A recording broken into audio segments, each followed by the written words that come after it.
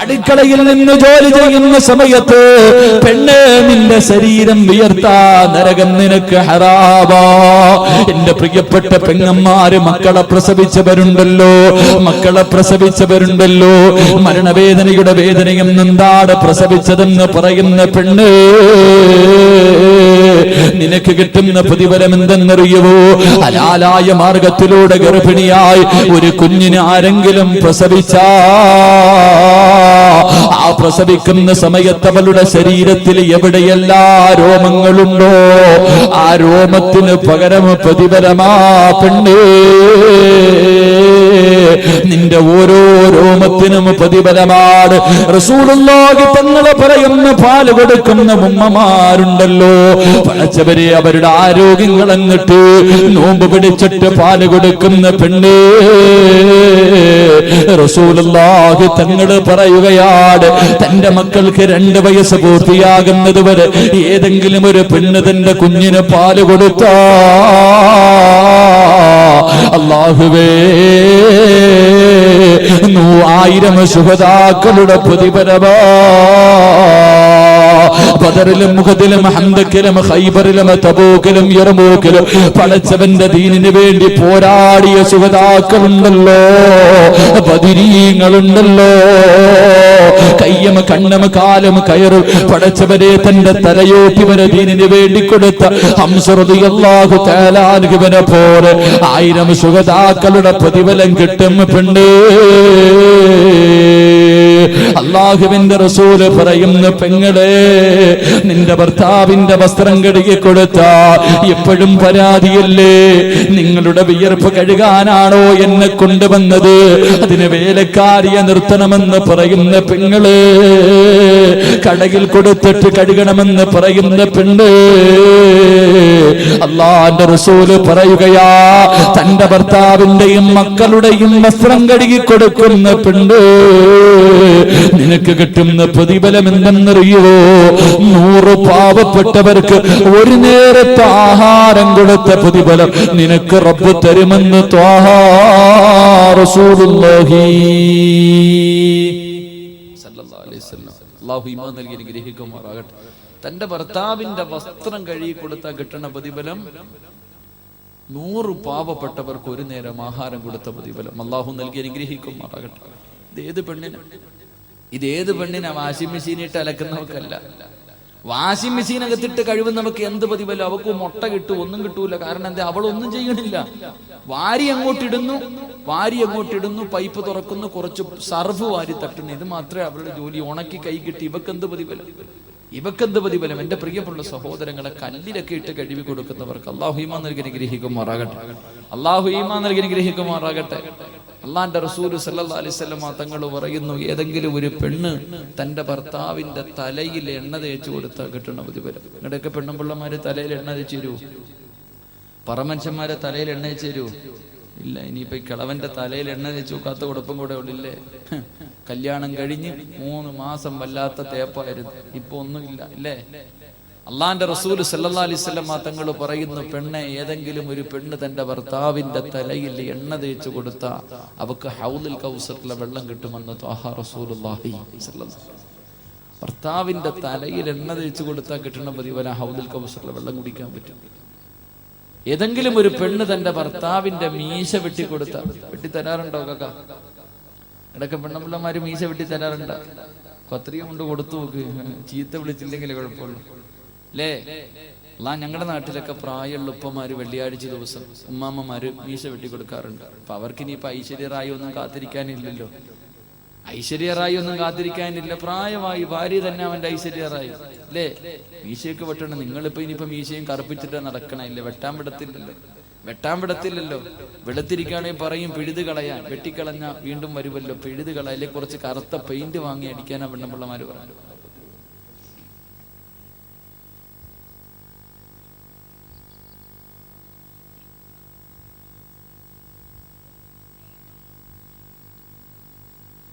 മഹാനായ റസൂലുള്ളാഹി സ്വല്ലല്ലാഹു അലൈഹി വസല്ലമ തങ്ങൾ പറയുന്നു, തന്റെ ഭർത്താവിന്റെ മീശ ആരെങ്കിലും വെട്ടിക്കൊടുത്ത അവളുടെ മരണവേദന കുറച്ചു കിട്ടുമെന്ന് ത്വാഹ റസൂലുള്ളാഹി സ്വല്ലല്ലാഹു.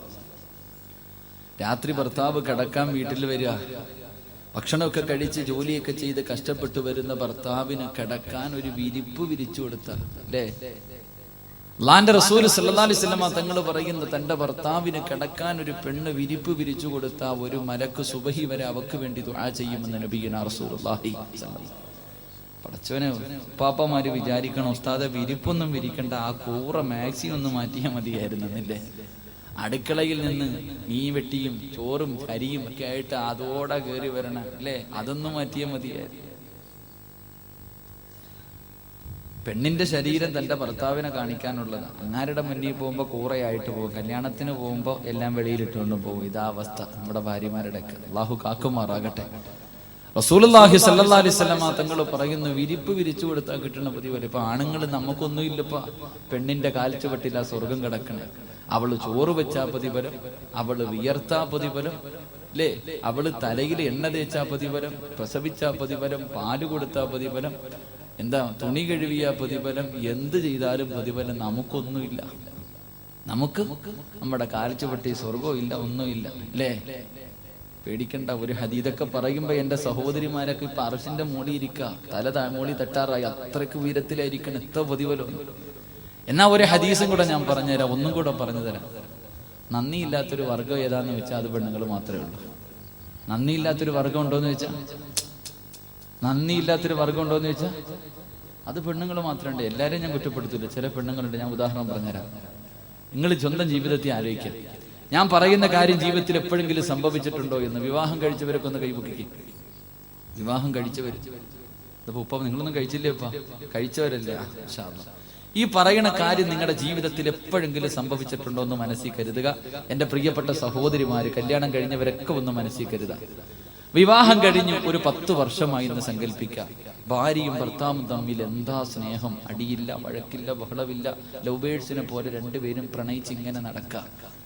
അല്ലാഹു വല്ലാത്ത ജീവിതം. 10 കൊല്ലം കഴിഞ്ഞ് ഒരു ദിവസം ഈ പെണ്ണ് പറഞ്ഞു, കാക്ക നിങ്ങൾ നാളെ ഒരു 5 മണിയാകുമ്പോ വരണം. എന്തിനാ മോളെ? എന്റെ കൂടെ പുറപ്പ് ആദ്യമായിട്ട് ഗൾഫിൽ പോകാം, നമുക്കൊന്ന് അവനെ യാത്രയാക്കാൻ പോകണം. ശരി, ഞാൻ വരാം, ഏറ്റു പോയി. പിറ്റേ ദിവസം 5 മണിക്ക് എന്തെങ്കിലും ഒരു അത്യാവശ്യ കാരണം ഈ മനുഷ്യന് വരാൻ പറ്റിയില്ല. അന്ന് വീട്ടിൽ വന്നപ്പം 10 മണിയായി, അല്ലെങ്കിൽ 8 മണിയായി. 8 മണിയായപ്പോ ഈ മനുഷ്യൻ പേടിച്ചാ വരണേ. പടച്ചവനെ വന്നു നോക്കുമ്പോ നിറഞ്ഞ് തുള്ളി വീടിന്റെ വാതിരി ഭദ്രകാളി നിൽക്കണ പോലെ നിപ്പുണ്ട്. വന്നു കതകൊക്കെ എടുത്ത് അടച്ച് പിടിച്ച് വല്ലാത്ത ബഹളം. അവസാനം അടുത്ത് പോയിട്ട്, എന്റെ പൊന്നാര ഐഷ, ഞാൻ പെട്ടുപോയെന്ന് പറയാനങ്ങോട്ട് തുടങ്ങുമ്പോഴേ ഇവള് ചാടി പറയണ ഒരു വാക്കുണ്ട്, അല്ലെങ്കിലും ഇന്ന് വരെ ഞാൻ പറഞ്ഞ എന്തെങ്കിലും ഒരു കാര്യം നിങ്ങൾ കേട്ടിട്ടുണ്ടോ? ഭാര്യ പറയും, അവള് വാങ്ങിച്ചോണ്ട് വരാൻ പറഞ്ഞ ഒരു സാധനം വാങ്ങിക്കൊണ്ടുവന്നില്ലെങ്കിൽ 10 കൊല്ലം വാങ്ങിക്കൊടുത്തത് മുഴുവനും മറന്നിട്ട് ഇവള് നന്ദിയില്ലാത്തൊരു വാക്ക് പറയും, അല്ലെങ്കിലും ഇന്ന് വരെ ഞാൻ പറഞ്ഞ എന്തെങ്കിലും നിങ്ങൾ വാങ്ങിയിട്ട് വന്നിട്ടുണ്ടോ? അള്ളാന്റെ റസൂൽ സല്ലല്ലാഹു അലൈഹി വസല്ലം തങ്ങൾ പറയാ, അങ്ങനെ ഭർത്താവിന്റെ മുഖത്ത് നോക്കിയിട്ട് നന്ദിയില്ലാത്ത വാക്കു പറഞ്ഞാൽ നിന്റെ വാപ്പ എപ്പ ആ മനുഷ്യന്റെ കയ്യിൽ പിടിച്ചു കൊടുത്തത് മുതൽ ഇത് പറയുന്ന സമയം വരെ നിന്റെ ജീവിതത്തിൽ ചെയ്ത എല്ലാ നല്ല കാര്യവും പൊളിഞ്ഞു പോകുമെന്ന് ത്വഹാ റസൂലുള്ളാഹി സ്വല്ലല്ലാഹു അലൈഹി വസല്ലം. മഴവെള്ള പാച്ചിലേക്ക് കഴുകി കളയണത് പോലെ ഈ വാങ്ങിയത് മുഴുവനും ഒറ്റയടി, ഒറ്റ വാക്ക്. നന്ദിയില്ലാത്തൊരു വാക്ക് പെണ്ണുങ്ങൾ പെട്ടെന്ന് പറയണ ഒരു വാക്കാ. അള്ളാഹു നമ്മുടെ ഭാര്യമാരെയൊക്കെ സാലിഹത്താക്കി തരുമാറാകട്ടെ. ഞാൻ പറഞ്ഞതുള്ളതല്ലേ? ഉള്ളതല്ലേ? എന്റെ കുലുക്കണ്ട, ഉള്ളതാണെന്നല്ല 1000 വട്ടം നിങ്ങൾക്കറിയാം. നമ്മുടെ ഭാര്യമാര് പറയണ ഒരു വാക്കാ. അതുകൊണ്ട് എന്റെ ശബ്ദം കേൾക്കുന്ന പെങ്ങന്മാര് മറക്കാതെ ഈ ഒരു വാക്ക് ഓർത്തു വെച്ചോണം. അള്ളാഹു ഈമാൻ നൽകി നിഗ്രഹിക്കുമാറാകട്ടെ. അള്ളാഹു ഈമാൻ നൽകി നിഗ്രഹിക്കുമാറാകട്ടെ. മഹാനായ റസൂലുള്ളാഹി സ്വല്ലല്ലാഹു അലൈഹി വസല്ലം തങ്ങൾ പറയുന്നു, ഭർത്താവിനെ മാനസികമായി പീഡിപ്പിക്കാൻ പാടില്ല. മേടിച്ചു കൊടുക്കേണ്ടതൊക്കെ മേടിച്ചു കൊടുക്കണം. ഇങ്ങനൊരു ഹദീസ് ഉണ്ടെന്ന് പറഞ്ഞിട്ട് അവക്കൊന്നും മേടിച്ചു കൊടുക്കാതെ അടക്കുന്നത് ശരിയല്ല. മേടിച്ചു കൊടുക്കണം. നിങ്ങളെ കൊണ്ട് ഉള്ള വാപ്പ നമ്മുടെ കയ്യിൽ പിടിച്ചു തന്നതല്ലേ. എല്ലാ കാര്യങ്ങളും നമ്മളെ വാങ്ങിക്കൊടുക്കും. നമ്മൾ കൊടുത്തില്ലെങ്കിൽ പിന്നെ ആര് കൊടുക്കാൻ? അള്ളാഹു നമുക്ക് നല്ല ജീവിതം നൽകി നിഗ്രഹിക്കുമാറാകട്ടെ. സാലിഹത്തായ ഭാര്യമാരെ നൽകി നിഗ്രഹിക്കുമാറാകട്ടെ. സന്തോഷത്തിലും ദുഃഖത്തിലും കൂടെ നിൽക്കുന്ന ഭാര്യമാരെ അള്ളാഹു നൽകി നിഗ്രഹിക്കുമാറാകട്ടെ. മഹാനായ റസൂലുള്ളാഹി സ്വല്ലല്ലാഹു അലൈഹി വസല്ലമ തങ്ങൾ പറയുകയാണ്, അല്ലാഹു കരുണ കാണിക്കാത്ത രണ്ടാമത്തെ വിഭാഗം പെണ്ണുങ്ങളാണ്. തന്റെ ഭർത്താവിനെ പീഡിപ്പിക്കുന്ന പെണ്ണുങ്ങളാണ്. മൂന്നാമതായിട്ട് അല്ലാഹുവിന്റെ റസൂൽ പറയുകയാണ്, നാളെ പടച്ചവന്റെ പരലോകത്ത് പടച്ചവന് കരുണയുടെ നോട്ടം പോലും നോക്കാത്ത, സംസാരിക്കാത്ത പടച്ചവന്റെ കോടതിയിലെ മൂന്നാമത്തെ മനുഷ്യനാരെന്നറിയുവോ? തന്റെ ഭാര്യയും മക്കളും തെറ്റു ചെയ്യുന്നത് കണ്ടിട്ട് തിരുത്തി കൊടുക്കാത്തവനുണ്ടല്ലോ. തന്റെ ഭാര്യയും മക്കളും തെറ്റു ചെയ്യുന്നത് കണ്ടിട്ട് അല്ലാഹുവേ തെറ്റിനെ നിസാരമായി കാണുന്ന ഉപ്പാ, നാളെ പടച്ചവന്റെ പരലോകത്ത് നീ കടന്നു ചൊല്ലുമ്പോ അല്ലാഹു നിന്നോട് കരുണ കാണിക്കില്ല, അല്ലാഹു നിന്നോട് ദയ കാണിക്കില്ല. എന്റെ പ്രിയപ്പെട്ടവരെ, പള്ളിയിലെ ഖതീബാകാ, സെക്രട്ടറി ആകാ, പ്രസിഡന്റ് ആകാ, ഹാജിയാരാകാ, നിസ്കാരത്തനമ്പുള്ളവനാകാ, താടിക്ക് നീളമുള്ളവനാകാ, അതാ വൈകുന്നേരം മഗ്രിബ് നിസ്കാരം കഴിഞ്ഞ് ഇശാ നമസ്കാരം കഴിഞ്ഞ് വീട്ടിലേക്ക് കയറി ചെല്ലുമ്പോ തന്റെ ഭാര്യയും മക്കളും ടിവിയുടെ മുന്നിലിരുന്ന് സീരിയൽ കാണുകയാ. അല്ലാഹുവേ നിസ്കരിച്ചോ എന്ന് പോലും ചോദിക്കൂല. അത് തെറ്റാണെന്ന് എന്റെ ഉപ്പയ്ക്കറിയാ. മക്കളാണല്ലോ നിസാരമായി കാണുന്ന ഒരു സ്വഭാവമല്ലേ. അല്ലാഹുവേ പടച്ചവരെ, എന്റെ പ്രിയപ്പെട്ടവർ, അല്ലാഹുവേ വലിയ വലിയ ആൾക്കാരായിരിക്കും, പക്ഷേ ഭാര്യ തലമറക്കൂല. അല്ലാഹുവേ ശരീരം മറക്കാതെ നടക്കുന്ന പെണ്ണുങ്ങള്, ഉമ്മ ഫർദ് ഇട്ടുകൊണ്ട് നടക്കും, ഉമ്മ ഫർദ് ധരിച്ചിട്ട് നടക്കും. പൊന്നുമോളല്ലാ ടീഷർട്ടും ഇട്ടിട്ട് നടക്കുകയാണ്, അവളുടെ ശരീരം മുഴുവനും വെളിയിലാണ്. ഈ ഉമ്മയ്ക്കുമറിയാ, ഈ ഉമ്മയ്ക്കുമറിയാ, 16ഉം 17ഉം വയസ്സുള്ള പൊന്നുമോളുടെ വസ്ത്രധാരണ കാണുമ്പോ ഏത് ചെറുപ്പക്കാരനും നോക്കും, ഇവളുടെ ശരീരം വെളിയിലാണ്, ഇവളുടെ ഔറത്ത് വെളിയിലേക്ക് കാടുമെന്ന് ഉമ്മയ്ക്ക് നല്ലതുപോലെ അറിയാ. എന്റെ പ്രിയപ്പെട്ട പെണ്ണേ, നിന്റെ ഉമ്മ ജീവിച്ചിരിപ്പുണ്ടെങ്കിൽ ഇതുപോലെ ഒരു വസ്ത്രം നിനക്ക് വാങ്ങിത്തരുവോ? നിങ്ങളുടെ ഉമ്മ ജീവിച്ചിരിപ്പുണ്ടെങ്കിൽ ഒരിക്കലെങ്കിലും ആ പാവപ്പെട്ടവർ നിനക്ക് ഇങ്ങനെ ഒരു വസ്ത്രം വാങ്ങിത്തരുവോ? എന്റെ പ്രിയപ്പെട്ട ചെറുപ്പക്കാരാ, എന്റെ പ്രിയപ്പെട്ട ബാപ്പമാരോട്, നിങ്ങളൊക്കെ നല്ല രീതിയിൽ മുടിയും വെട്ടി സുന്ദരന്മാരെ പോലെ നടക്കുകയാ.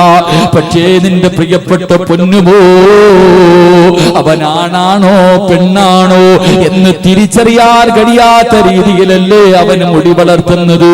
അവന്റെ താടിയുടെ കോലം കാണണം, അവന്റെ മുടിയുടെ കോലം കാണണം. അല്ലാഹുവേ അവന്റെ പാന്റിന്റെ അവസ്ഥ കാണണം. എന്ത് ഗതികേടാ ഉപ്പാ. പല ഉപ്പമാരും പറയും, ഉസ്താദേ പറഞ്ഞിട്ട് കാര്യമില്ല, പറഞ്ഞിട്ട് കാര്യമില്ല. ഏത് മാതാപിതാക്കളും പറയും, ഉസ്താദേ പറഞ്ഞു പറഞ്ഞു മടുത്തു, പറഞ്ഞു പറഞ്ഞു മടുത്തു ഉസ്താദേ, അനുസരിക്കുന്നില്ല. പറയാൻ നാണമില്ലേ ഉപ്പാ? ഈ പറയുന്ന ഉപ്പയൊന്ന് പഴയ കാലമൊന്ന് ചിന്തിച്ചു നോക്ക്, പഴയ കാലമൊന്ന് ചിന്തിച്ചു നോക്ക്. നീ പെണ്ണ് കെട്ടി മക്കളായി കഴിയുമ്പോൾ നിന്റെ ഉപ്പയുടെ മുന്നിൽ വിറയ്ക്കുന്ന കാലോട് നിന്ന മകനല്ലേ ഉപ്പാ? നീയും ഒരു വാപ്പയുടെ മകനായിരുന്നല്ലോ. എന്നിട്ടെന്തേ നിന്റെ മകൻ തലതിരിഞ്ഞു പോയത്? അതുകൊണ്ട് വാപ്പാ, നിന്റെ രക്തത്തിൽ പിറന്ന് നിന്റെ ചെലവിൽ കഴിയുന്ന നിന്റെ ഭാര്യയും മക്കളെയും നിലയ്ക്ക് നിർത്താൻ കഴിഞ്ഞില്ലെങ്കിൽ, അവരെ ഇസ്ലാമികമായ ജീവിതത്തിലേക്ക് കൊണ്ടുവരാൻ കഴിഞ്ഞില്ലെങ്കിൽ, എന്റെ പ്രിയപ്പെട്ട ഉപ്പാ, പണത്തിന് വേണ്ടി നിന്റെ മക്കൾ നിന്നെ വെട്ടിക്കൊല്ലുന്ന കാലമാണ്. പണത്തിന് വേണ്ടി പെറ്റ തള്ളയെ വെട്ടിക്കൊല്ലുന്ന കാലമല്ലേ. അല്ലാഹുവേ, പ്രായമായവരെ അനാഥാലയങ്ങളിലേക്ക്, വൃദ്ധസദനങ്ങളിലേക്ക് വലിച്ചെറിയുന്ന കാലമല്ലേ. മറക്കല്ലേ പാ. കള്ളുകുടിച്ച് കഞ്ചാവടിച്ച് വീടിനകത്ത് കയറി വന്നിട്ട് വാപ്പയടിക്കുന്ന മക്കളുണ്ടല്ലോ, ഉമ്മയെ ചീത്ത വിളിക്കുന്ന മക്കളുണ്ടല്ലോ. അല്ലാഹുവേ, എന്തൊരവസ്ഥയെന്നറിയുവോ? എന്ന് പ്രവാചകന്മാര് ഉസ്താദന്മാർക്ക് കള്ളിനെ കുറിച്ച് കഞ്ചാവിനെ കുറിച്ച് ജുമയ്ക്ക് പോലും പ്രസംഗിക്കാ പേടിയാ, വഅദിന്റെ സദസ്സുകളിൽ പറയാ പേടിയാ. കാരണം വെളിയിലേക്ക് ഇറങ്ങുമ്പോ പടച്ചവരെ പറഞ്ഞിട്ട് ഉസ്താദിന് വീട്ടിൽ പോകാൻ കഴിയൂല. കാരണം അങ്ങനത്തെ അവസ്ഥയല്ലേ. കൊല്ലം ജില്ലയിലെ വെള്ളിയാഴ്ച ദിവസം ഉസ്താദ് മയക്കുമരുന്നിനെതിരെ വയത് പറഞ്ഞു. പിറ്റേ ദിവസം സുബ്ഹി നമസ്കരിക്കാ പള്ളിയിലെ ഖതീബ് റോഡിലൂടെ നടന്നു പോകുമ്പോ പടച്ചവരെ ബൈക്കിൽ വന്നിട്ട് ഉസ്താദിന്റെ തലയിൽ ഇരുമ്പ് കമ്പി കൊണ്ടടിച്ചു തല പൊട്ടിച്ചിട്ട് 18 സ്റ്റിച്ചുമായി ഹോസ്പിറ്റലിൽ കഴിയുമ്പോ എവിടെ എത്തി നിൽക്കുന്നു നമ്മുടെ സമുദായം, എവിടെ എത്തി നിൽക്കുന്നു? അതുകൊണ്ടൊന്ന് ചിന്തിക്കുവാപ്പാ, ഇനിയെങ്കിലും നിനക്കൊന്ന് ചിന്തിച്ചുകൂടെ? നിന്റെ മക്കൾക്ക് മാതൃകയായി, നിന്റെ മക്കൾക്കൊരു നല്ല വാപ്പയായി ജീവിച്ചുകൂടെ? നിന്റെ മക്കൾക്ക് നല്ല ഒരു ഉപ്പയായി ജീവിച്ചുകൂടെ? നിന്നെ കണ്ടല്ലേ നിന്റെ പൊന്നുമോ പഠിക്കുന്നത്, നിന്നെ കണ്ടല്ലേ പൊന്നുമോ പഠിക്കുന്നത്. പെങ്ങളെ, നിന്നെ കണ്ടട്ടാ നിന്റെ പൊന്നുമോള് വളരുന്നത്. അല്ലാഹുവേ, നമ്മുടെ മക്കളുണ്ടല്ലോ 5-6 വയസ്സായ പെൺകുട്ടികളുടെയും കോലം കാണുമ്പോ വല്ലാത്ത വേദനയാ. എന്റെ പ്രിയപ്പെട്ടവരെ, ഇന്നുണ്ടല്ലോ, ഇന്നറിയാതെ ഞാനൊരു സ്ഥലത്ത് വിട്ടുപോയി, ഇന്നറിയാതെ ഒരു ഫംഗ്ഷനിൽ ഞാൻ പങ്കെടുത്തു പോയി. അല്ലാ, അതിനകത്തിരിക്കുന്ന പെണ്ണിന്റെ കോലം കണ്ടപ്പോ അല്ലാഹുവേ പടച്ചവനെ മനസ്സ് വല്ലാതെ വേദനിച്ചു പോയി, മനസ്സ് വല്ലാതെ വേദനിച്ചു പോയി. എത്രയോ പ്രായമുള്ള വാപ്പമാര്, എത്രയോ ഹാജിയാക്കന്മാര്, എത്രയോ മഹാന്മാരിയ്ക്കുമ്പോ അല്ലാഹുവേ അതിനകത്തിട്ട് പടച്ചവരെ എന്തൊരവസ്ഥ എന്നറിയുമോ? സഹിക്കാ കഴിയുന്നില്ല. എന്റെ പ്രിയമുള്ളവരെ, ഒരുക്കി വിടുന്നത് 9.5 മാസക്കാലം വയറ്റിൽ ചുമന്നുകൊണ്ട് നടന്ന ഉമ്മയാ. അല്ലാഹുവേ, ഒരു കല്യാണ വീട്ടിലേക്ക് കടന്നു ചെല്ലുമ്പോ നമ്മുടെ കൊച്ചുമക്കളുടെ ശരീരമുണ്ടല്ലോ, പെൺകുഞ്ഞുങ്ങളുടെ 10, 11, 12 വയസ്സുള്ള പൊന്നുമോളുടെ വസ്ത്രധാരണ കാണുമ്പോ അല്ലാ സഹിക്കാ കഴിയുന്നില്ല. എന്റെ പ്രിയപ്പെട്ട പെങ്ങളെ, എങ്ങനെ കഴിയുന്നു മോളെ? നിന്റെ മക്കളുടെ ശരീരം നാട്ടുകാർക്ക് കാണിക്കാ തുറന്നു കൊടുക്കാൻ എന്തേ പെണ്ണ് ഇത്ര അതപ്പതിച്ചു പോയത്? എന്റെ പ്രിയപ്പെട്ട സഹോദരിമാര്, അവരുടെ വസ്ത്രധാരണ ഇന്ന് ഉമ്മയുടെ ഫർദയുടെ കോലം കണ്ട അല്ലാഹുവേ വല്ലാത്ത കഷ്ടമല്ലേ. ഭർത്താക്കന്മാരെന്ന് പറഞ്ഞ് നടക്കുന്ന നട്ടല്ലില്ലാത്ത ചെറുപ്പക്കാരാ, നീ ഹാജിയാരെന്ന് പറഞ്ഞിട്ട് എന്ത് നേട്ടവാ? നീ പള്ളിയുടെ പ്രസിഡന്റ് ആണെന്ന് പറഞ്ഞിട്ട് എന്ത് നേട്ടവാ? നിനക്ക് 2 നിസ്കാരത്തളമുണ്ടെന്ന് പറഞ്ഞിട്ട് നിനക്കെന്ത് നേട്ടവാ? നിന്റെ ഭാര്യയുടെ കോല, നിന്റെ മക്കളുടെ കോല നിന്നെ അല്ലാഹു വെറുതെ വിടുമെന്ന് നീ കരുതല്ലേ? റബ്ബ് നിന്നെ വെറുതെ വിടുമെന്ന് നീ കരുതല്ലേ? മരിക്കുന്ന സമയത്ത് നിനക്ക് ലാ ഇലാഹ ഇല്ലല്ലാഹ് പറഞ്ഞു മരിച്ച് പടച്ചവന്റെ സ്വർഗത്തിൽ കടക്കാമെന്ന് നീ സ്വപ്നം കാണണ്ട ഉപ്പാ. എന്റെ പ്രിയപ്പെട്ട സഹോദരങ്ങളോട്, എന്റെ പ്രിയപ്പെട്ട സഹോദരിമാരോട്, മക്കളെ നല്ല രീതിയിൽ വളർത്തടേ, ഇല്ലെങ്കിൽ നിനക്ക് കണ്ണീരല്ലാതെ ഒന്നും ഉണ്ടാകില്ല ചെറുപ്പക്കാരാ. എന്റെ പ്രിയപ്പെട്ട പെങ്ങളുണ്ടല്ലോ, ഓരോ സിനിമ ഇറങ്ങുമ്പോ എന്റെ ചെറുപ്പക്കാര് ഓരോ സിനിമ ഇറങ്ങുന്നത് കാത്തിരിക്കുകയോ.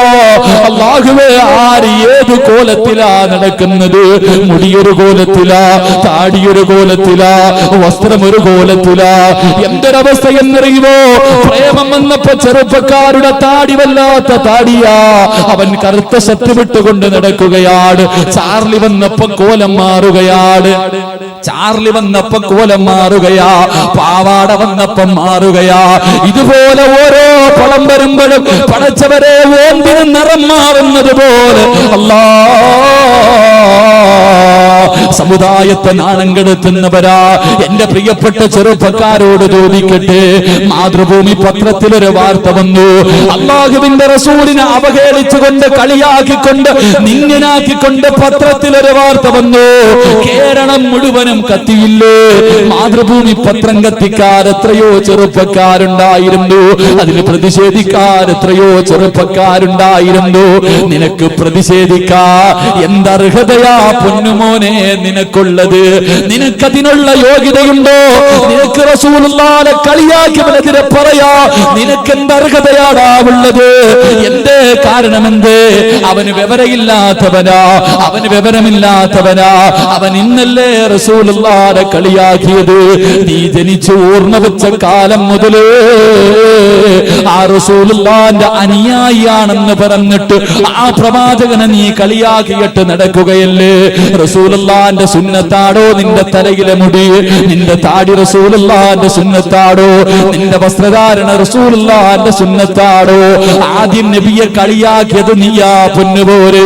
അതുകൊണ്ട് ചിന്തിച്ചോ എന്റെ പ്രിയപ്പെട്ട പെങ്ങന്മാര്, എന്റെ പ്രിയപ്പെട്ട പെങ്ങളേത് സീരിയൽ നടിമാരുടെ ജീവിതമായി ഇന്ന് പാഠമാക്കുന്നത്. മുടിയെല്ലാം നിറച്ച് അല്ലാഹുവേ പള്ളിക്കാറ്റിൽ യാത്ര പറയാ കാത്തിരിക്കുന്ന ഉമ്മമാര് പോലും ഇന്നവർക്ക് സീരിയൽ കാണാതെ ഉറങ്ങാൻ കഴിയില്ല. ഏത് പെണ്ണിനോട് ഏറ്റവും നല്ല സീരിയൽ നടിയാരെന്ന് ചോദിച്ചോ അല്ലാഹുവേ പരസ്പരത്തിൽ IPS കാരിയായ ദീപ്തിയെ കുറിച്ച് പറയാറുള്ളൂ. അവർക്കത് അറിയോ, അവർക്കത് അറിയോ. പക്ഷേ പൊന്നുമോളെ വിശുദ്ധമായ റജബിന്റെ മാസമാണ്. അല്ലാഹുമ്മ ബാരിക് ലനാ ഫീ റജബിൻ വശഅബാൻ. എല്ലാ പള്ളികളിലും 5 നേരം നിസ്കാരം കഴിഞ്ഞിട്ട് റമദാനിനെ സ്വീകരിക്കാൻ ദുആ ചെയ്യുന്ന മാസമാ പൊന്നുമോളെ.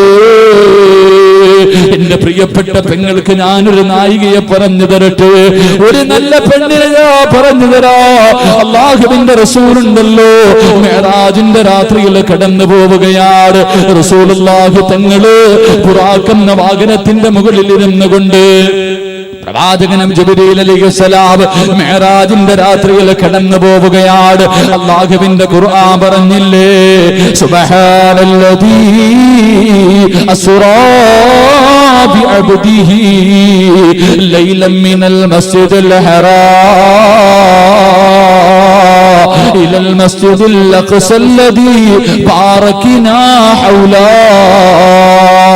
ഇസ്റാ മിഅ്റാജ് എന്ന് പറയുന്ന അത്ഭുതകരമായ യാത്രയിൽ അല്ലാഹുവിന്റെ മുന്നിലേക്ക് യാത്ര തിരിക്കുന്നതിന് വേണ്ടി ബുറാഖ് എന്ന വാഹനത്തിന്റെ മുകളിൽ ഇരുന്നുകൊണ്ട് റസൂലുള്ളാഹി തങ്ങൾ കടന്നു പോകുമ്പോ ഒരു വല്ലാത്ത സുഗന്ധമടിക്കുകയാ, സ്വർഗത്തിന്റെ പരിമളമടിക്കുകയാണ്, വല്ലാത്ത ഒരു സുഗന്ധമടിക്കുകയാ.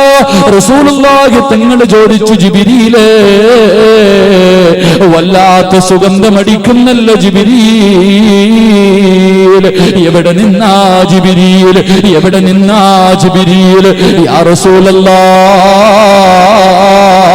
ആ കാണുന്ന ഖബറിനകത്ത് നിന്നാണ് നബിയേ. ഒരു ഖബർ കാണിച്ചു കൊടുക്കുകയാ, ഒരു ഖബർ കാണിച്ചു കൊടുക്കുകയാ. അല്ലാഹുവിന്റെ പ്രവാചകരോട് ജിബ്രീലിനോട് പ്രവാചകൻ ചോദിച്ചു, ജിബ്രീലേ ആരുടെ ഖബറാ ജിബ്രീൽ? ഈ സ്വർഗത്തിന്റെ പരിമളമടിച്ച് വീശുന്ന ഈ ഖബർ ആരുടെയാ ജിബ്രീൽ? യാ റസൂലല്ലാഹ്, അതൊരു പെണ്ണിന്റെയും മക്കളുടെയും ഖബറാരബിയേ. ഒരു ഉമ്മയുടെയും 3 മക്കളുടെയും ഖബറാരബിയേ. ഈ പാതിരാത്രി ഒരുമിച്ച് കൂടിയവരെ, നമ്മുടെ ഖബറിനകത്ത് നിന്ന് സ്വർഗത്തിന്റെ പരിമളമടിക്കുവോ? നമ്മുടെ മക്കളുടെയും നമ്മുടെ ഖബറിനകത്ത് നരകത്തിന്റെ തീയല്ലേ, നരകത്തിന്റെ തീയല്ലേ. അല്ലാഹുവിന്റെ റസൂലിനോട് ജിബ്രീൽ പറയുന്നു, നബിയേ അതൊരു ഉമ്മയുടെയും മക്കളുടെയും ഖബറാരബിയേ. ഖിയാമത്ത് നാൾ വരെ ആ ഖബറിനകത്ത് നിന്ന് സ്വർഗത്തിന്റെ പരിമളമടിച്ച് വീശും നബിയേ. അല്ലാഹുവിന്റെ റസൂല് പറയുന്നു, ജിബ്രീലേ ആ ഖബറിന്റെ ഭാഗത്തേക്കൊന്ന് പോകുവോ, ആ ഖബറിന്റെ ഭാഗത്തേക്കൊന്ന് പോകുവോ? അവിടുന്ന് ചോദിച്ചു, ആരുടെ ഖബറാ, ഏത് പെണ്ണിന്റെ ഖബറാ? യാ റസൂലല്ലാഹ്, അത് മാസിത റളിയല്ലാഹു തആല അൻഹയുടെ ഖബറാരബിയേ. റൂസിന്റെ അവസാന ദിവസം കടന്നു വന്ന് പെണ്ണെ നിർത്തുകയാ, ഈ ചരിത്രം പറഞ്ഞു നിർത്തുകയാ. ആരാ മാസിതയാരാ? ജിബ്രീൽ അലൈഹിസ്സലാമിനോട് ചോദിക്കുകയാണ്. അല്ലാഹുവിന്റെ റസൂൽ അത്ഭുതത്തോടെ ചോദിക്കുമ്പോ, നബിയേ ഫിർഔന്റെ കൊട്ടാരത്തിനകത്ത് ജീവിച്ച പെണ്ണാരബിയേ. ഇസ്ലാമിന്റെ ഏറ്റവും വലിയ ശത്രുവായ ഫിർഔന്റെ കൊട്ടാരത്തിനകത്ത് ജീവിച്ചവളാണ്, ഫിർഔന്റെ കൊട്ടാരത്തിന്റെ അകത്ത് ജീവിച്ചവളാണ് മഹാനായ ഖലീമുല്ലാഹി മൂസാ നബി അലൈഹിസ്സലാം. പ്രവാചകനാണെന്ന് അംഗീകരിച്ച പെണ്ണാണ്, അല്ലാഹുവിനെ കൊണ്ട് വിശ്വസിച്ച പെണ്ണാ. മൂസാ നബി ഒരു നല്ല കാര്യം പറഞ്ഞു കൊടുത്തു, മാസിതാ എന്ത് നല്ല കാര്യം ചെയ്യാൻ തുടങ്ങുമ്പോൾ ബിസ്മി പറയണേ മാസിത്ത. മാസിത്ത റളിയല്ലാഹു തആല കൊട്ടാരത്തിന്റെ മണിയറക്കകത്ത് പൊടി ചീകുന്നതിന് വേണ്ടി ഒരു പുതിയ ചീപ്പെടുക്കുമ്പോ അവിടുന്ന് പറയുന്നു ബിസ്മില്ലാ. അല്ലാഹുവേ, ഫിർഔൻ അറിയുകയാണ്, ഫിർഔൻ പിടിക്കുകയാണ്. മാസിത്ത റളിയല്ലാഹു തആല മുസ്ലിമായെന്നറിയുമ്പോ വെളിയിലറിഞ്ഞ നാണക്കേടാണല്ലോ. ഒരുപാട് ഉപദേശിച്ചു നോക്കി, ഒരുപാട് ഉപദേശിച്ചു നോക്കി. മാസിത്ത ബീവിയുടെ തീരുമാനത്തിൽ മാറ്റമില്ല. പൃഥ്വിരാജ് കടന്നു വരുമ്പോ ഫർദയും ധരിച്ചിട്ട് ഫോട്ടോ എടുക്കാ പോയ പെണ്ണ്, എങ്ങനെ കഴിഞ്ഞടി നിനക്ക്, എങ്ങനെ കഴിഞ്ഞു പെങ്ങള്? ഭർത്താക്കന്മാര് പറഞ്ഞു വിടുകയാ, പോയി നിന്ന് ഫോട്ടോ എടുത്തു. എങ്ങനെ കഴിയുന്ന സമുദായവേ, എങ്ങനെ കഴിയുന്ന സമുദായവേ? മാസിത്ത റളിയല്ലാഹു തആല പറയുകയാ, എന്തൊക്കെ പറഞ്ഞിട്ടും മാറ്റമില്ല. നാട്ടുകാർ മുഴുവനും അറിയുകയാണ്. അവസാനം കൊട്ടാരത്തിലൊരു യോഗം ചേർന്നു. എങ്ങനെയെങ്കിലും മാസിത്താരെ പിന്തിരിപ്പിക്കണം. അവസാനം എന്റെ പ്രിയമുള്ളവരെ, നാട്ടുകാരെ മുഴുവനും വിളിച്ചു കൂട്ടുകയാണ്. എന്നിട്ടൊരു ചട്ടിക്കകത്ത് എണ്ണ തിളപ്പിക്കുകയോ. അല്ലാഹുവേ, ഈ എണ്ണ തിളച്ചുകൊണ്ടിരിക്കുകയാണ്. മാസിത്ത റളിയല്ലാഹു തആല കൊണ്ടുപോവുകയാ, അല്ലാഹുവേ കൊണ്ടുപോവുകയാണ്. എന്നിട്ട് മാസിത്ത ബീവിയോട് പിന്മാറുമോ എന്ന് ചോദിക്കുമ്പോ മുസ്ലിമായ വിശ്വാസമുള്ള യഥാർത്ഥ വിശ്വാസിയായ മാസിത്ത റളിയല്ലാഹു തആല പറയുകയാ, എന്നെ നിങ്ങൾ കൊന്നാൽ ഞാൻ പഴയ മതത്തിലേക്ക് മടങ്ങി വരൂല. ആ സമയത്ത് ശത്രുക്കൾ പറയുന്നു, മാസിത്ത, ഈ തിളയ്ക്കുന്ന എണ്ണ നിനക്കുള്ളതല്ല, ഈ തിളയ്ക്കുന്ന എണ്ണ നിനക്കുള്ളതല്ല. അല്ലാഹുവേ, കൂടെ നിൽക്കുന്ന 3 മക്കള്, കൂടെ നിൽക്കുന്ന 3 മക്കളിൽ ഒന്നാമത്തെ പൊന്നുമോളെ ശത്രുക്കളെ പിടിക്കുകയാണ്. ഒന്നാമത്തെ പൊന്നുമോളെ പിടിക്കുകയാ. തിളച്ചു മറിയുന്ന എണ്ണയുടെ മുകളിൽ തന്റെ പൊന്നുമോളെ പിടിച്ചു നിർത്തിയിട്ട് ശത്രുക്കൾ ചോദിച്ചു, മാസിത്ത, മടങ്ങി വരുമോ മാസിത്ത? മാസിത്ത റളിയല്ലാഹു തആല തന്റെ പൊന്നുമോളോട് പറയുന്നു, കരയല്ലേ മോളെ, നമുക്ക് സ്വർഗത്തിൽ വെച്ച് കാണാ, നമുക്ക് സ്വർഗത്തിൽ വെച്ച് കാണാ. അല്ലാഹുവേ, തന്റെ പൊന്നുമോളെ എണ്ണയ്ക്കകത്തിട്ട് കരിക്കുകയാണ്. കണ്ണിന്റെ മുന്നിൽ കിടന്ന് കരയുന്നത്, പടച്ചവരെ, പച്ച ശരീരം കരിഞ്ഞു പോകുന്നത് അതാ മാസിത്ത റളിയല്ലാഹു തആല കാണുകയാ. തീരുമാനത്തിലൊരു മാറ്റമില്ല. രണ്ടാമത്തെ പൊന്നുമോളെ പിടിക്കുകയാണ്. എണ്ണയുടെ മുകളിൽ നിർത്തിയിട്ട് ചോദിച്ചു, മാസിത്ത, മടങ്ങി വരുമോ മാസിത്ത? മാസിത്ത റളിയല്ലാഹു തആല തീരുമാനത്തിന് മാറ്റമില്ല. രണ്ടാമത്തെ കുഞ്ഞിനെയും കരിക്കുകയാണ്. എന്നിട്ട് മൂന്നാമത് തന്റെ നെഞ്ചിലേക്കൊരു കുഞ്ഞിനെ, പാല് കുടിക്കുന്ന കുഞ്ഞിനെ പിടിച്ചിരിക്കുകയാണ്. ആ പൊന്നുമോനെ പിടിക്കാ ചെല്ലുമ്പോ മാസിത്ത ബീവി കൊടുക്കുന്നില്ല. അവസാനം ശത്രുക്കളെ തട്ടിപ്പറിക്കുകയാണ്. പാല് കുടിച്ചു കൊണ്ടിരിക്കുന്ന ചോരക്കുഞ്ഞിനെ എണ്ണയുടെ മുകളിൽ നിർത്തിയിട്ട് പറയുന്നു, മാസിത്ത, ഈ കുഞ്ഞിനെ കൊല്ലടോ മാസിത്ത. കണ്ടു കൊതി തീർന്നിട്ടില്ലല്ലോ, കണ്ടു കൊതി തീർന്നിട്ടില്ലല്ലോ. മാസിത്ത റളിയല്ലാഹു തആല കണ്ണ് നിറയുകയോ. എന്ത് പറയണമെന്നറിയാതെ പതറുകയാണ്. എന്റെ പ്രിയമുള്ളവരെ, പ്രസവിച്ച സമയത്ത് പാല് കുടിച്ചു കൊണ്ടിരിക്കുമ്പോ 4 മക്കളെ സംസാരിച്ചിട്ടുള്ളൂ. 4 മക്കളെ സംസാരിച്ചിട്ടുള്ളൂ. മാസിത്ത റളിയല്ലാഹു തആലയുടെ പൊന്നുമോര് ആ പാല് കുടിക്കുന്ന കുഞ്ഞുമ്മയോട് പറയുന്നു, ഉമ്മ, കരയല്ലേ ഉമ്മ, കരയല്ലേ ഉമ്മ. തോറ്റു കൊടുക്കല്ലേ ഉമ്മ. അല്ലാഹുവേ, പാല് കുടിക്കുന്ന കുഞ്ഞ് കരയുന്ന ഉമ്മയോട് ആശിത റളിയല്ലാഹു തആല അൻഹയോട് പറയുന്നു, ഉമ്മ, ഈ ദുനിയാവിലെ തീ സഹിക്കാ നമ്മളെ കൊണ്ട് കഴിയുമല്ലോ. 3000 കൊല്ലം കത്തിച്ച നരകത്തിന്റെ തീ സഹിക്കാ നമ്മളെ കൊണ്ട് കഴിയൂല ഉമ്മ. എന്റെ ഉമ്മ പേടിക്കണ്ട, എന്റെ ഉമ്മ പതറല്ലേ. നമുക്ക് അല്ലാഹുവിന്റെ സ്വർഗത്തിൽ വെച്ച് കാണാമെന്ന് പറഞ്ഞുകൊണ്ട് പെറ്റതള്ളയ്ക്ക് പാല് കുടിക്കുന്ന ചോരക്കുഞ്ഞ് ധൈര്യം കൊടുക്കുകയാ. എന്റെ പ്രിയമുള്ളവരെ, കുഞ്ഞിനെ എണ്ണയ്ക്കകത്തിട്ട് കരിക്കുകയാണ്. അവസാന ഫിറഔൻ കടന്നു വന്നിട്ട് ചോദിച്ചു, മാസിത്ത, ഇനി നിന്നെ എന്ത് ചെയ്താലും നീ മടങ്ങില്ലെന്ന് എനിക്കുറപ്പാ മാസിത്ത. ഫർദയും ധരിച്ച ആയിഷ ബീവിയും ഖദീജ ബീവിയും ഫാത്തിമ ബീവിയൊക്കെ ധരിച്ച ഫർദയും ധരിച്ചിട്ട് സമുദായത്തിന് മാനക്കേടുണ്ടാക്കുന്ന പെണ്ണ്, പഠിച്ചോ പൊന്നുമോളെ, പഠിച്ചോ പൊന്നുമോളെ. അല്ലാഹുവിന്റെ റസൂലിനോട് ജിബ്രീൽ പറഞ്ഞു കൊടുക്കുകയാ. ആയിഷ റളിയല്ലാഹു തആല അൻഹയോട് ഫിറഔൻ ചോദിച്ചു, മാസിത്ത, എന്റെ കൊട്ടാരത്തിനകത്ത് കഴിഞ്ഞവളാണല്ലോ, എനിക്കൊരുപാട് ഖിദ്മത്ത് ചെയ്തവളാണല്ലോ, ഒരു മകളെ പോലെ നിന്നെ ഞാൻ സ്നേഹിച്ചു പോയി മാസിത്ത. അതുകൊണ്ട് നിന്നെ എന്തായാലും കൊല്ലാൻ പോവുകയാ. വല്ല അഭിലാഷവുമുണ്ടോ? മരിക്കുന്നതിന് മുമ്പ് വല്ല ആഗ്രഹവുമുണ്ടോ? മാസിത്ത റളിയല്ലാഹു തആല കരഞ്ഞുകൊണ്ട് പറയുന്നു, എനിക്കൊരേ ഒരാഗ്രഹമുണ്ട്, എനിക്കൊരേ ഒരാഗ്രഹമുണ്ട്. എന്തെന്നറിയുവോ? എന്റെ മക്കളെ കണ്ട് കൊതി തീർന്നിട്ടില്ല, എന്റെ മക്കളെ സ്നേഹിച്ച് കൊതി തീർന്നിട്ടില്ല.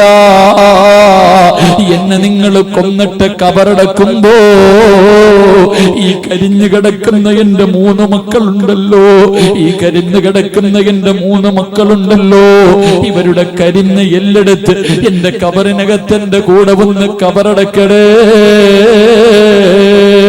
അവസാനം ആയിഷ റളിയല്ലാഹു തആല അൻഹയെ കൊല്ലുകയാ. എന്നിട്ട് കബറടക്കുമ്പോ 3 മക്കളുടെ കത്തിക്കരിഞ്ഞ ശരീരമെടുത്ത് ഉമ്മയുടെ കൂടെ കബറടക്കുകയാണ്. ജിബ്രീൽ പറയുന്നു, നബിയേ, ഈ ഉമ്മയുടെയും 3 മക്കളുടെ കബറാണ് നബിയേ. എന്റെ പ്രിയമുള്ള സഹോദരങ്ങളെ, നമുക്കിതിനുള്ള യോഗമുണ്ടോ? നമുക്കിതിനുള്ള ഭാഗ്യമുണ്ടോ? എന്റെ പ്രിയപ്പെട്ട പെങ്ങളൊന്ന് കരുതപ്പെണ്ട്. ഈ മാഷത്ത് കിടക്കുന്ന സ്വർഗവാദി ആഗ്രഹിക്കുന്നത്, ഈ മാഷത്ത് കിടക്കുന്ന സ്വർഗവാദി ആഗ്രഹിക്കുന്നത്, നിനക്കതിനുള്ള യോഗമുണ്ടോ? നിനക്കതിനുള്ള യോഗമുണ്ടോ? മരിക്കുന്ന സമയത്ത് വെറുതെ ലാ ഇലാഹ ഇല്ലല്ലാഹ് എന്ന് പറഞ്ഞുകൊണ്ട് മരിക്കാൻ കഴിയുമെന്ന് നിനക്ക് കരുതുന്നുണ്ടോ? നിനക്ക് സ്വർഗം കിട്ടാമെന്ന് കരുതുന്നുണ്ടോ? എന്റെ പ്രിയപ്പെട്ടവരെ, കഴിഞ്ഞ മാസം അവസാനം ഞാൻ ഉംറയ്ക്ക് ചെന്നപ്പോ അല്ലാഹുവേ, വെള്ളിയാഴ്ച രാവിലെ വ്യാഴാഴ്ച വൈകുന്നേരം അസറിന്റെ സമയമാകുമ്പോ അല്ലാഹുവേ, ഒരു പ്രായമുള്ള ഉമ്മയുണ്ടല്ലോ, കഅബാലയത്തിന്റെ മുറ്റത്ത് തന്റെ പൊന്നുമോന്റെ മടിത്തട്ടിൽ കിടക്കുകയാണ്. തന്റെ പൊന്നുമകന്റെ മടിയിൽ കിടന്ന് മരണവെപ്രാളത്തിൽ കിടക്കുകയാ. ഞങ്ങളൊക്കെ ഓടി ചെന്ന് നോക്കുമ്പോ ഉമ്മാന്റെ മരണസമയമായെന്ന് ഞങ്ങൾക്ക് മനസ്സിലായി. ഒരു ചെറുപ്പക്കാരൻ ഓടുകയാണ്. ഓടിച്ചെന്നൊരു ഗ്ലാസിനകത്ത് സംസം വെള്ളമെടുത്തുകൊണ്ട് ഓടി വന്നിട്ട് ആ ഉമ്മയുടെ വായിലേക്ക് ഒടിക്കാ ചുണ്ടിന്റെ ഭാഗത്തേക്ക് കൊണ്ടുപോകുമ്പോ ആ ഉമ്മ ആ പൊന്നുമോനോട് പറയുന്നു, മോനെ, ഞാൻ നോമ്പുകാരിയാ, എനിക്കിന്ന് സുന്നത്ത് നോമ്പാ. അല്ലാഹുവേ, സഹാബി വനിതയുടെ കഥയല്ല പെണ്ണ്, സഹാബി വനിതയുടെ കഥയല്ല പെണ്ണ്. അല്ലാഹുവേ, വെള്ളിയാഴ്ച വ്യാഴാഴ്ച സുന്നത്ത് നോമ്പ് പിടിച്ചിട്ട് കഅബാലയത്തിൽ പോയി ഉംറ ചെയ്തിട്ട് തിരിച്ചു വരുന്ന വഴിയിലാ കഅബയുടെ മുന്നിൽ കിടന്നിട്ട് തന്റെ പൊന്നുമോന്റെ മടിത്തട്ടിൽ കിടക്കുകയാണ്. വെള്ളമൊഴിക്കുമ്പോ അവിടുന്ന് പറയുന്നു, മോനെ എനിക്ക് സുന്നത്ത് നോമ്പാ.